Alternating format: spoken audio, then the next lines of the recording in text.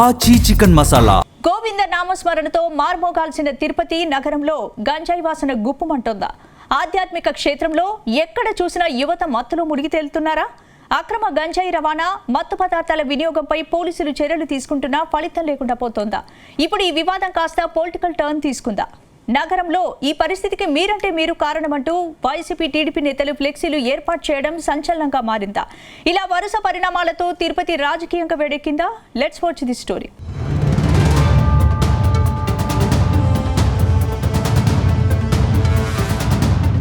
ప్రపంచ ప్రఖ్యాతగాంచిన ఆధ్యాత్మిక కేంద్రం తిరుపతి. రోజు లక్షలాది మంది భక్తులు శ్రీవారి దర్శనానికి తిరుమలకు వస్తుంటారు.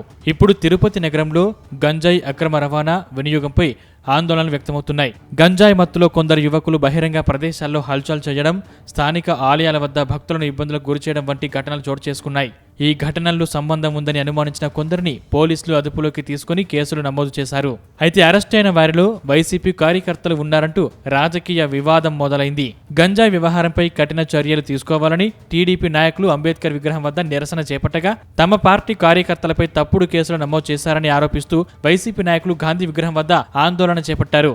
దీంతో కొంతసేపు ఉద్రిక్త పరిస్థితులు నెలకొన్నాయి. పోలీసులు ఇరు వర్గాలను శాంతింపజేసే పరిస్థితిని అదుపులోకి తీసుకొచ్చారు. అనంతరం నగరంలో శాంతి భద్రతల దృష్ట్యా పరిమిత ఆదేశాలు అమలు చేస్తున్నట్లు జిల్లా పోలీసులు ప్రకటించారు.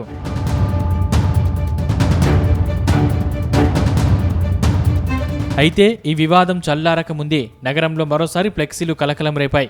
మాజీ టీటీడీ చైర్మన్ భూమన కరుణాకర్ రెడ్డి, ఆయన కుమారుడు అభినయ్ రెడ్డిని లక్ష్యంగా చేసుకుని గుర్తు తెలియని వ్యక్తులు నగరంలోని పలు ప్రాంతాల్లో ఫ్లెక్సీలు ఏర్పాటు చేశారు. వాటిలో గంజా వ్యవహారానికి సంబంధించిన పలు ఆరోపణలు ఉన్నాయి. ఈ ఆరోపణలు రాజకీయ వర్గాల్లో చర్చకు దారితీశాయి. అయితే ఆ ఆరోపణలపై అధికారిక నిర్ధారణ ఏదీ వెలువడలేదు. ఉదయం కల్లా నగరపాలక సంస్థ సిబ్బంది ఆ ఫ్లెక్సీలను తొలగించారు. ఈ ఘటన వెనుక ఎవరు ఉన్నారు, ఏ ఉద్దేశంతో ఏర్పాటు చేశారు అనే కోణంలో చర్చ కొనసాగుతుంది. ఈ చర్యకు పాల్పడింది కూటమి పార్టీల నేతలని వైసీపీ కార్యకర్తలు ఆరోపిస్తున్నారు.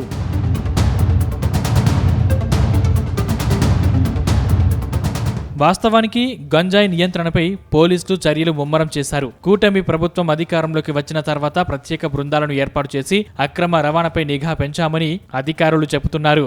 డ్రోన్ నిఘా, ప్రత్యేక తనిఖీలు, వరుస దాడులతో పెద్ద మొత్తంలో గంజాయిని స్వాధీనం చేసుకుని ధ్వంసం చేసినట్లు వెల్లడించారు. యువతను మత్తు పదార్థాల బారిన పడకుండా అవగాహన కార్యక్రమాలు కూడా నిర్వహిస్తున్నారు.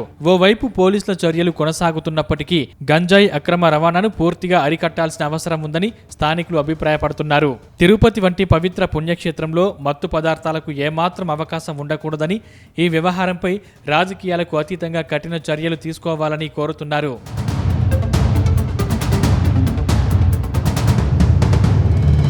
ఏదేమైనా తిరుపతి నగరంలో గంజాయి అక్రమ రవాణాపై పోలీసులు చర్యలు కొనసాగిస్తుండగా ఈ అంశం రాజకీయంగా కూడా వేడెక్కుతుంది. అయితే ఫ్లెక్సీల్లో చేసిన ఆరోపణలు అధికారికంగా నిర్ధారించబడలేదు. ఈ వ్యవహారంపై దర్యాప్తు కొనసాగుతుంది. పవిత్ర తిరుపతి ప్రతిష్టను కాపాడుతూ గంజాయి అక్రమ రవాణాను పూర్తిగా అరికట్టాలని భక్తులు, ప్రజలు కోరుతున్నారు.